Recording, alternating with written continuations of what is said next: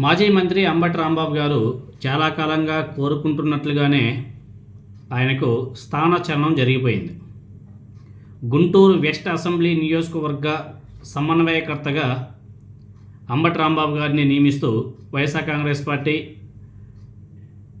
అధినేత జగన్మోహన్ రెడ్డి గారి ఆదేశాలు కూడా ఇచ్చేశారు. ఇక నుంచి గుంటూరు వెస్ట్ నుంచి అంబటి రాంబాబు గారు రాజకీయాలు చేయబోతున్నాడు. 2014 నుంచి సత్తెనపల్లి వేదికగా అంబటి రాంబాబు గారు వైఎస్ఆర్ కాంగ్రెస్ పార్టీకి నాయకత్వం వహించాడు. తర్వాత 2019లో సత్తెనపల్లి నుంచి అంబటి రాంబాబు గారు గెలుపొందడం జరిగింది. జగన్ క్యాబినెట్లో రెండో విడతలో ఆయనకు మంత్రి పదవి కూడా వచ్చింది.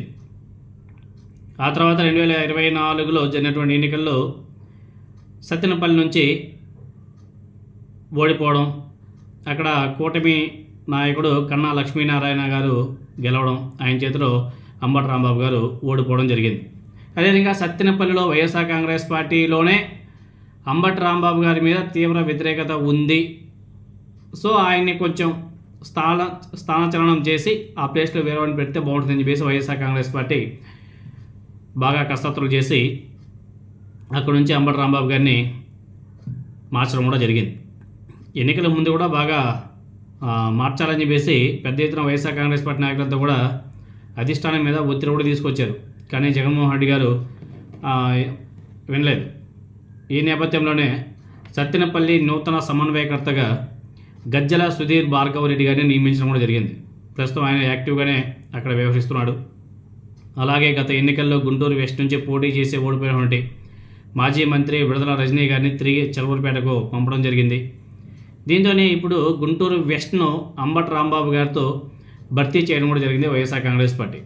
అదేవిధంగా 2014 నుంచి వరుసగా 3 దఫాల గుంటూరు వెస్ట్ తెలుగుదేశం పార్టీ గెలుస్తూనే వస్తుంది. అంతకుముందు ఇక్కడ నుంచి మాజీ మంత్రి కన్నా లక్ష్మీనారాయణ కాంగ్రెస్ పార్టీ తరఫున పోటీ చేసి గెలవడం జరిగింది. అదేవిధంగా గుంటూరు వెస్ట్ నుంచి ప్రస్తుతం కూటమి పార్టీ నుంచి తెలుగుదేశం పార్టీ నుంచి గల్లా మాధవి ప్రాతినిధ్యం కూడా వహిస్తున్నారు. ఇటీవలే మాధవితో పాటు ఆమె భర్త కూడా ప్రజా వ్యతిరేక విధానాల మీద తీవ్ర విమర్శలు కూడా వస్తున్నాయి. తెలుగుదేశం పార్టీ తీవ్ర వ్యతిరేకత ఎదుర్కొంటుందనే మాట గట్టిగా వినబడుతుంది. సో అంబటి రాంబాబు గారు ఏ రకంగా అక్కడ యాక్టివ్గా అయ్యి అక్కడ వైఎస్ఆర్ కాంగ్రెస్ పార్టీని గెలుపు తీరాలకు తీసుకువెళ్తాడో అన్నది మనం వేచి చూడాలి. ఎనీహౌ మొత్తానికైతే అంబటి రాంబాబు గారు గుంటూరు వెస్ట్ నుంచి నెక్స్ట్ ఆయన ఎమ్మెల్యేగా పోటీ చేసే అవకాశం కూడా ఉంది. సో అంబటి రాంబాబు గారు కొంచెం కష్టపడితే అక్కడ వైఎస్ఆర్ కాంగ్రెస్ పార్టీ జెండా పార్టీ అయ్యవచ్చు అనేసి చాలామంది వైఎస్ఆర్ కాంగ్రెస్ పార్టీ శ్రేణులంతా కూడా అభిప్రాయపడుతున్నారు. ఎందుకంటే అంబటి రాంబాబు గారు చాలా కష్టపడే తత్వం ఉన్నటువంటి నాయకుడు. ఇప్పుడు అసలు ఆయన గత వైఎస్ఆర్ కాంగ్రెస్ పార్టీ ఓడిపోయిన తర్వాత అధిక ప్రెస్ మీట్లు పెట్టి మాట్లాడే వ్యక్తి ఎవరైనా ఉన్నారంటే అది అంబటి రాంబాబు గారే. ఆయన చాలా యాక్టివ్గా ఉంటాడు,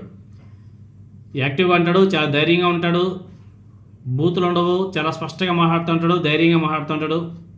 ఆయన చెప్తా ఉంటాడు, మీకు ఎవరైనా సరే అరెస్ట్ చేసుకోవాలంటే నన్ను అరెస్ట్ చేసుకోండి, అంతేగాని రాత్రుల్లో వచ్చి ఇబ్బంది చేయకండి, నేను రెడీగా ఉంటాను, ఇప్పుడు కూడా రండి కాబట్టి తీసుకెళ్ళిపోండి అని చెప్పేసి కూడా చాలా ధైర్యంగా మాట్లాడుతుంటాడు.